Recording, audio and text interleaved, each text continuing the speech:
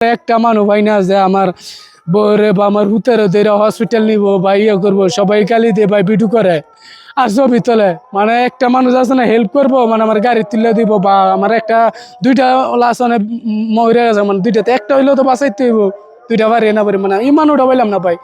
পরে কেমন ভাই আমিও তো মানে আমি আল্লাহ করতে পারবো যে কেমন আমার বউরে আমি কান্দ হুতের কান্দ আর মাইয়ার দইরা আর ব্যাগটা লিয়ে ভাই আমি এমনি যাইছি।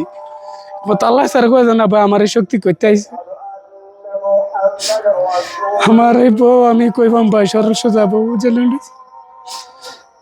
একদম সরস্বতা, মানে জীবনে কোনো সময় যে কোনো কথা কইছি ভাই একটা কথা ফালাইছেন, যে কোনো কাম দিছি আর রাইতে একটা নাই দুইটা নাই তিনটা নাই যে সঙ্গে যেটা কইছি এটা শুনছে ভাই।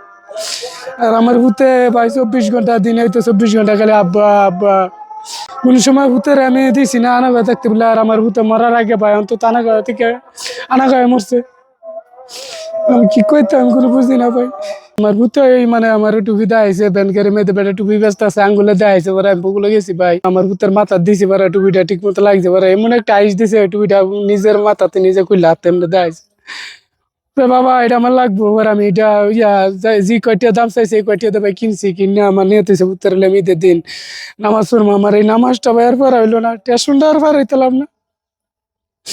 আমার ভূতের মাথার ভিতরে একটা চিমটি মজক নাই ভাই, একবারে আমার ভূতের মজক সারে গেছে গা, বারুলি রাত পা ভাঙ্গা ঘুরে গেছে গা।